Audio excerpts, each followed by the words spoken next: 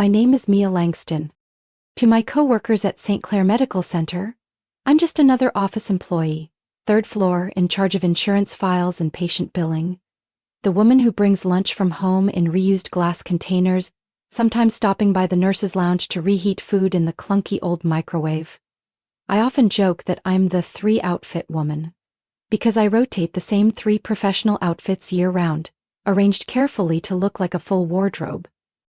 No one there knows I'm the only daughter of Von Langston, the man behind Langston Development, the real estate empire that owns a quarter of Houston's skyline. I'm 29 years old, and for the past 3 years I've lived as someone completely different, just to test the man I once believed was the love of my life, Tyler Morgan. Tyler is a med student at Baylor College of Medicine. Tall, intelligent, with a dazzling smile. We met when I was volunteering at a community health outreach. He caught a stack of folders I nearly dropped, and just like that, it began. After a month, I moved into a small apartment near campus to drive him to class each morning. After 3 months, I started transferring him $5,200 every term for tuition. After a year, I was covering nearly all our living expenses. And I never once regretted it. I believed that if love was real, it shouldn't be tied to money. I wanted Tyler to love Mia, the ordinary woman, not Miss Langston with a black card and a 7-figure trust fund. I'd built a life around a humble $1,100 a month salary, with a 1-bedroom apartment where the ceiling fan rattled every night. But behind that curtain was another world. Every Friday night, I left the hospital at 6 p.m., drove to the underground garage of the Warwick Hotel, changed out of my faded work clothes into a silk dress, switched from my beat-up Toyota to the Range Rover I kept parked there on monthly lease. I drove straight to my family's lake estate, where floor-to-ceiling windows, a kitchen larger than my entire apartment, and a wine cellar Tyler never knew existed waited. My father knew about me and Tyler, and he never approved. "Sweetheart, how long are you going to keep living this double life?" he asked once as I entered his office, hair still smelling of parking garage fumes. "Until I know for sure that he loves me, not what's in my bank account." I sat down on the leather chair across from his desk. He sighed, pouring me a glass of Bordeaux he only opened for board meetings. "Real love doesn't need to hide, Mia. If he's the right one, you wouldn't need to pretend for 3 years." I glanced down at the delicate ring on my finger, a 3/10 carat diamond in a blue box that Tyler had dramatically presented to me in a cramped Mexican diner. I once believed it was a symbol of sacrifice, of how much he cared. What I didn't know was that the same week, he had spent nearly $1,900 on a Tag Heuer watch and lied that it was a knockoff from eBay. I lived 2 lives, 2 homes, 2 versions of myself, all to see if a man would love the woman counting every penny, or the one who could buy the entire building if she wanted to. 3 years. 6 terms. Over $31,000 transferred. I truly thought I was investing in our future. Until one day at his graduation party, an event I had secretly paid for, he looked at me and said, to the security guard, "She's not part of my family, please escort her out." And that's when everything began to fall apart. I started waking up every morning at 5:15, not because I was a morning person, but because Tyler wanted me to walk 30 minutes to the hospital and save on gas. He'd kiss my forehead and murmur, "Mia, you're the most frugal woman I know. With you by my side, I can get through anything." I'd smile, slip the pre-written check into his anatomy book, $5,200 for the new term. Underneath it I'd scribble, "Don't forget breakfast." He never asked how I always managed the money, never noticed the lunch bag I carried every day used to be on the cover of a fashion magazine, logo discreetly removed. I lived in an old midtown apartment, 12 minutes from the hospital, on foot. The walls peeled, the wood floors creaked under every step. But every Friday night, after my shift, I changed in the hospital restroom, tied my hair up, dabbed on soft pink lipstick, and ordered an Uber to the Warwick basement, where my Range Rover and tailored evening gown awaited. I'd then drive west to the gated Springwood Lakeside community. There they called me Miss Langston. The housekeeper waited at the door with a chilled martini and an investment report already tabbed for discussion. I often sat on the second-floor balcony, staring at the lights in the distance, wondering, if Tyler walked into this scene, with marble floors, a 10-seat dining table, and a private gym? Would he hold me because he loved me, or because he was overwhelmed? What does he actually serve as his Air Force? I always wanted to believe it was love. For 3 years I convinced myself that if I kept the secret long enough, carefully enough, one day when the truth came out, he wouldn't feel betrayed. That he'd understand. I just wanted to know if real love could exist in a moldy kitchen, on a modest office salary. And then I'd give him everything. The penthouse I had bought near the hospital, overlooking Discovery Green Park. I'd kept the key in my desk drawer for 8 months. Sometimes I'd take it out, look at it for a while, then tuck it away again. "You've never taken me to see your place since we got engaged," Tyler once joked as he stirred instant ramen. "After your graduation?" I smiled. "There'll be a surprise." I wasn't lying. I was just hiding the truth. As graduation neared, Tyler talked more about our future. He wanted a new car, a trip to Italy before residency started, a beach wedding with over 200 guests. "We'll figure out the money, right?" he said, holding my hand with confident eyes. I looked at him, the man who truly believed he had built his life from hardship, while I had transferred nearly $32,000 to him over 3 years, not including rent, groceries, and supplements. Each week, I still cleaned out the fridge, made shopping lists, from almond milk to the B12 vitamins he liked. He thought it was duty. I once thought it was love. But then, things started to feel. His old fossil watch suddenly got replaced with a Longines. When I asked, he said it was an end-of-year sale. He came home late every Thursday for group internal med study, but his books were untouched. I didn't question him. I quietly slipped a GPS tracker into the car key I had given him. And then I saw it. He turned into a luxury apartment complex in River Oaks, 2 nights in a row.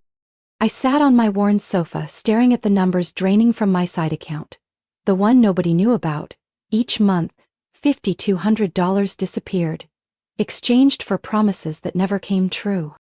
The only thing still intact was the engagement ring and a growing suspicion. That night, Tyler came home later than usual. I'd made his favorite fettuccine with creamy mushroom sauce and a fresh salad. I sat alone at the table. The candle burned halfway down, my phone lighting up with the time. 9:47 p.m. He texted, "Studying cardio phys with the group. Heading back soon." When the door opened at 10:36, I looked up to see him walk in, tired-faced, but with a scent on his collar that didn't belong to me. It was subtle, expensive, not like anything I had ever worn. "Sorry, the lab had issues," he said, leaning in to kiss my hair. "You're still up?"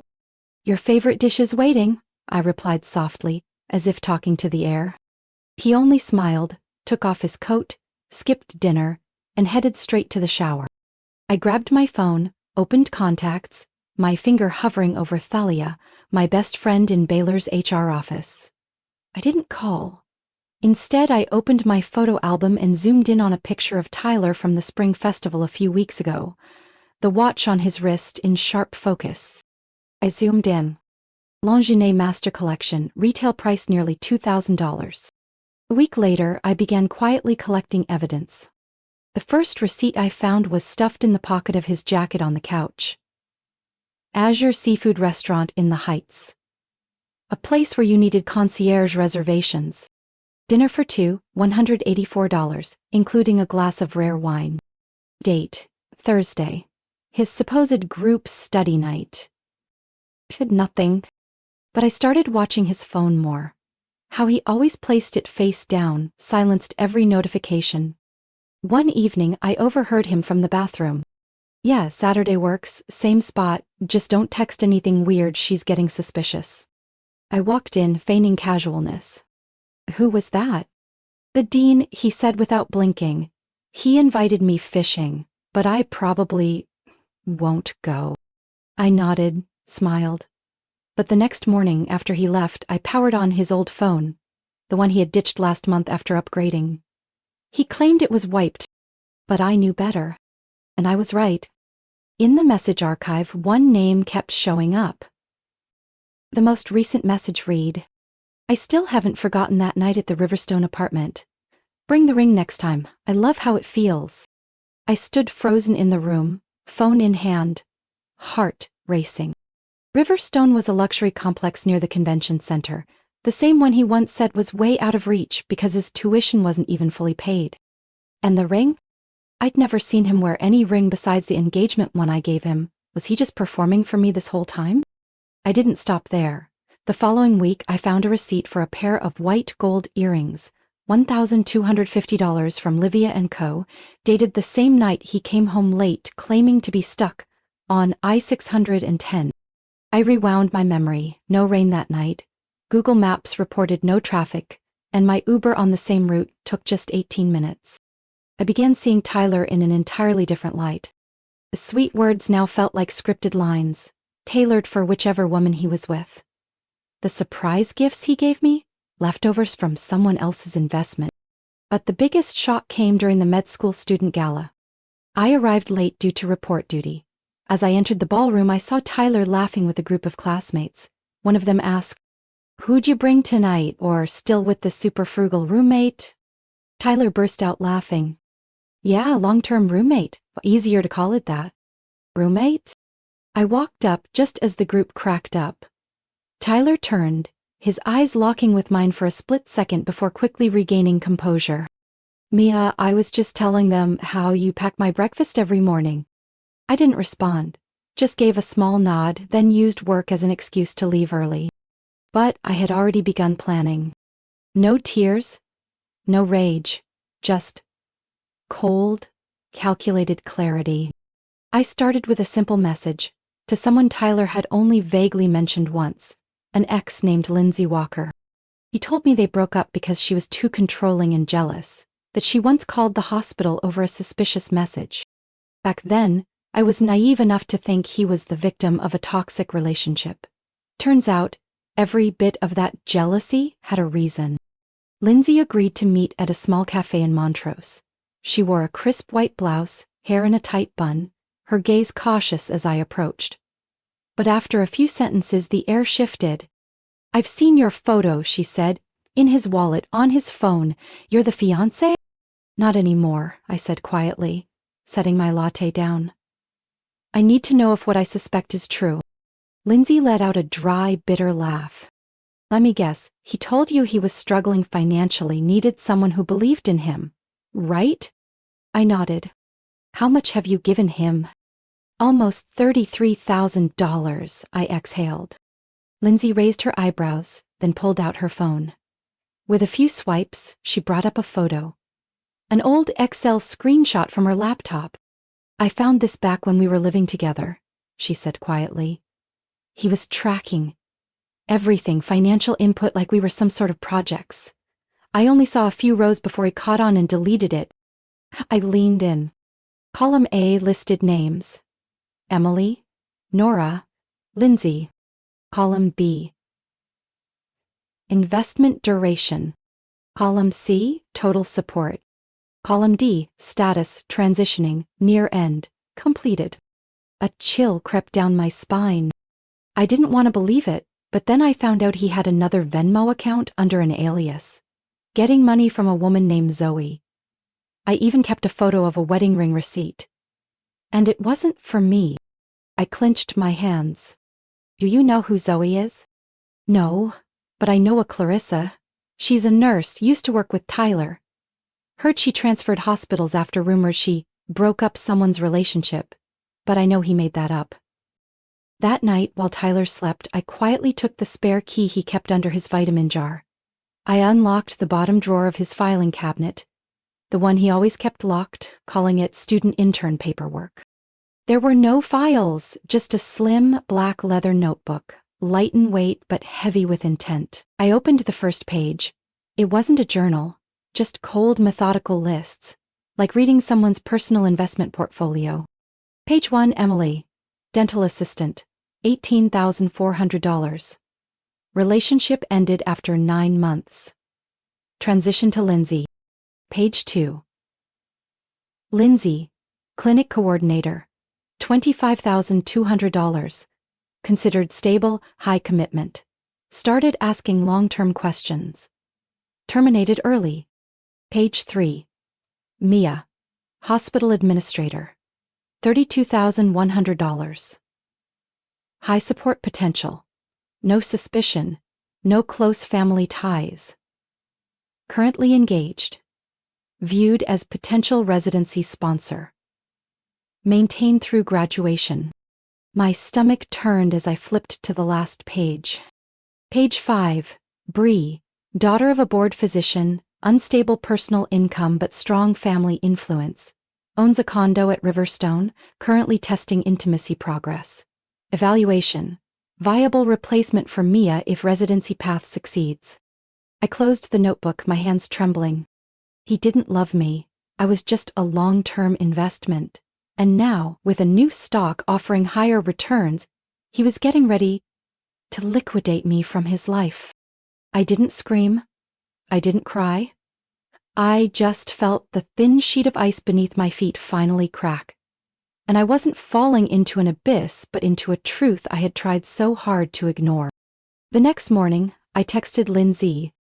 We're not victims, we're evidence. Then I opened my laptop and created a spreadsheet. Names. Support totals. Every piece of documentation. I wasn't interested in calling the police. I wanted something deeper, something lasting. Something he'd remember for the rest of his life. I emailed Clarissa. She replied shortly after, with just 3 words. It's time. When I saw the italicized print on Tyler's graduation invitation. Celebrating Dr. Tyler Morgan, Hyatt Regency Grand Ballroom, Houston, I didn't need to ask who had planned the event. Technically, it was 3 separate event companies, each quietly owned by branches of Langston Holdings. One for venue design, Orchid and Onyx Events, one for catering, Madison & Co., and one for lighting and sound, Lux Sonic. I had acquired that one just a month earlier. Of course, Tyler knew none of this. I told him it was a small event organized by his co-workers, those who appreciated my help with admin paperwork. He just shrugged. As long as there's champagne and my mom gets a good seat. His mother. Margaret Morgan. A widow with a piercing stare and a voice cold enough to cut glass.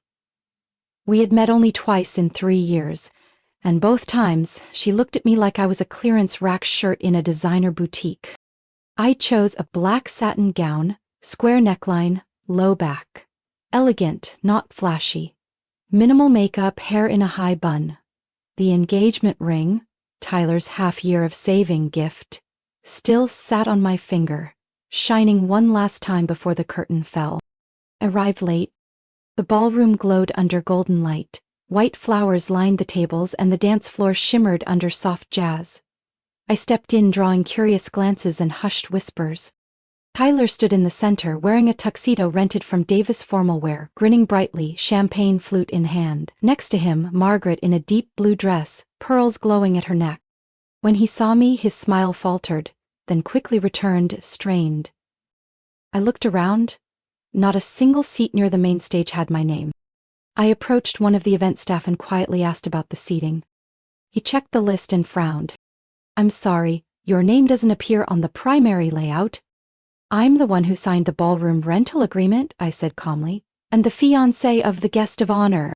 He nodded nervously and asked to double check before slipping into the back.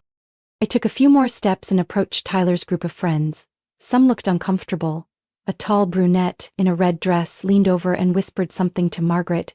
She turned around, eyes icy. Oh. Mia, right? She said, not bothering to hide her disdain. I thought you had a night shift. And head down the hall, I'm like, I was supposed to, but for a night this significant, I figured I should personally attend the closing act. Margaret narrowed her eyes, but before she could reply, Tyler stepped in. You made it, he said stiffly. I was going to call after the ceremony. To do what? Thank me for being left off the guest list? Before he could respond, Margaret cut in. It seems you're disrupting someone else's event? Shall I ask security to escort you out? I looked at her, then at Tyler, then at the woman in red, her hand resting a little too naturally on his arm. I nodded. Fine, but before I go, I have a little gift. I walked up to the main table, picked up Tyler's champagne glass, gently slid the ring off my finger and dropped it in. The diamond hit the bottom with a soft ting. But to me it rang out like the bell that ends a performance. "Congratulations, Dr. Tyler Morgan," I said clearly. "May you find plenty of new investors. Let's hope they don't ask for refunds." I turned away without waiting for a reaction. No explanations, no tears. Every step I took across that ballroom felt like walking through 3 years of my youth that had been used. But now, I was turning it into a weapon. The doors closed behind me, sealing off the noise, leaving me no longer the woman standing in someone else's shadow, but Mia Langston. And I was ready to be myself again. I didn't go back to the Midtown apartment that night. Instead, I drove straight to Langston Pearl Tower, took the private elevator to the 41st floor, where my penthouse had waited quietly for 3 years. The doorman gave me a respectful, slightly surprised nod. "Welcome back, Miss Mia. Been a while." "I'll be staying more often now," I replied calmly. "Have someone come clean in the morning." The 3,400 square foot apartment opened before me in warm amber light. Floor-to-ceiling windows revealed the full skyline of downtown Houston, twinkling like a massive control panel of destiny. I called my father. "It's me." A brief silence on the other end, then his deep, steady voice. "Are you ready to be a Langston again? More ready than ever?" The next morning, I walked into St. Clair Medical Center. Not in my usual admin attire, but in a slate gray Max Mara suit. Hair tied back, a Hermes bag resting lightly on my shoulder. The receptionist blinked as I stepped into the executive boardroom, a place I had never entered as a staff member. I was there to see Dr. Ronald Kessler, director of the residency program. "Good morning, Miss Langston," he said, flipping through a file. "Ah, yes, we met at the Houston Medical Foundation Gala, didn't we?" "We did, and today, I'm here to discuss one of your residency candidates, Tyler Morgan." He frowned slightly. I placed a folder on his desk, copies of wire transfers I had made, a photo of Lindsay's spreadsheet, messages from Clarissa, receipts from other women, and finally, Tyler's own handwritten notes, detailing financial phases for each target. "I'm not here for revenge," I said. "I'm here to protect the hospital's reputation. This man didn't just manipulate women, he planned, tracked, calculated every dollar, every month. He's not someone who should represent any medical institution." 3 days later, Tyler was quietly removed from the residency list. No public explanation. I knew the news hit him like a slap at lunchtime, cold, decisive, and irreversible. But I wasn't done. I contacted Tessa Chapman, a lawyer specializing in personal financial abuse and power dynamics. I handed over everything: Lindsay's records, Clarissa's screenshots, and another woman named Zoe whom I identified through one of Tyler's alias-linked accounts. "We're not suing for money," I told Tessa. "We want justice and restitution for what he extracted through deceit." Tessa nodded. "This case is rare, clear, methodical, and backed by hard financial evidence. I'll handle the legal front, you handle the leverage." And that part I executed flawlessly. I traced Margaret's real estate network. Tyler's mother, who managed a brokerage office at the Haven Group, specializing in vacation homes for wealthy out-of-state clients. Langston Development, my family's company, was one of 3 exclusive land providers that the Haven depended on. All it took was one email and a follow-up call from our legal team. 3 weeks later, Margaret lost access to every lakeside listing under Langston's portfolio. A California investor she was courting for $1 million deal suddenly had a change of heart, lost confidence in the firm. No reason was named, but I knew. And so did she. Tyler started texting. First, "We need to talk." Then, "This is going too far." Finally, "You'll regret this if you keep pushing." I didn't respond. I forwarded every message to Tessa to strengthen our case for financial damages. None of this was retaliation. Always balance. Tyler once saw me as his highest-yielding investment. I was simply making sure he paid the price, financially and professionally. Just 3 months after the party, Tyler Morgan's name disappeared from all residency communications at St. Clair Medical Center. In the internal system, his file was marked no longer eligible, with a single line explaining the reason: failure to meet ethical standards. I knew he had scrambled to secure a spot at Greenwood Memorial, a small community hospital on the outskirts of town, nearly an hour outside Houston, with no accredited residency program tied to the state medical board. Place for those who need to start over. The only problem? Tyler had nothing left to start with. My legal team had done its job. Lindsay, Clarissa, and Zoe each received fair compensation.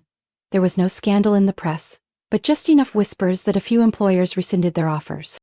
Somehow, photos of Tyler's old girlfriend investment spreadsheet began circulating in professional forums, no known source.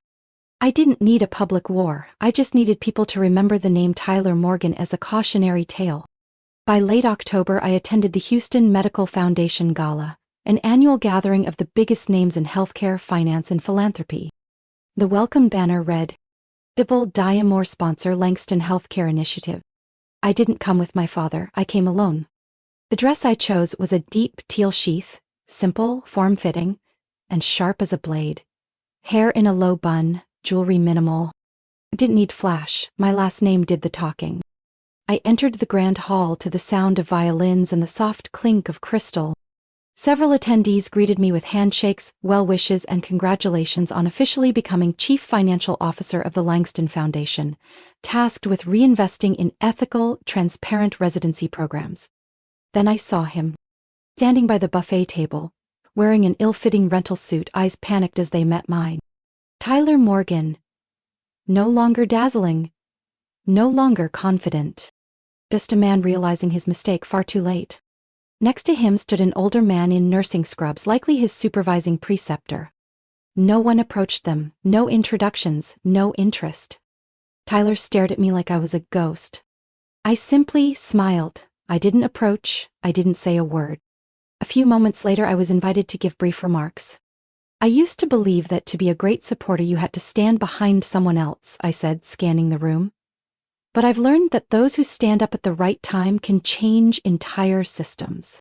I raised my champagne glass and turned toward the side of the room where Tyler still stood, as if frozen in time. I didn't say his name. But I knew, and he knew, and everyone in that room knew, who had truly been taken off the board. After the speech, a senior executive from the Texas Medical Board approached me. "Mia, I hope you'll consider joining our ethics review committee for next year's residency evaluations. We need people like you." And I nodded. On my way out of the gala, I caught Margaret's gaze, Tyler's mother, from across the table. She wore black, her eyes dimmed, like someone who had just lost not only her reputation but the future she had once tried to build through her son. She lowered her head. For the first time, she said nothing. I walked past her with steady steps, and this time, as my true self. No more hiding, no more proving anything to anyone. I was Mia Langston, the woman once labeled an unworthy roommate, a girl with nothing but kindness and an easily controlled investment. Now, I'm the one who helps decide the future of physicians. And when I raised my champagne glass that night, it wasn't to celebrate a victory. It was to honor myself for having the courage to let go of someone unworthy and reclaim who I truly was. Mia's story is a powerful reminder that kindness should never be an open door for exploitation. In a world full of calculation, preserving your dignity and clarity is what matters most. When betrayed, Mia didn't scream or seek dramatic revenge. She rose quietly, used her intellect and strength, and claimed justice. Sometimes, the most devastating revenge isn't making someone hurt. It's showing them you don't need them anymore, and haven't for a long time. What do you think of Mia's journey and the choices she made? Leave your thoughts below. And don't forget to follow the channel for more emotional, powerful stories about love, family, and discovering your true worth.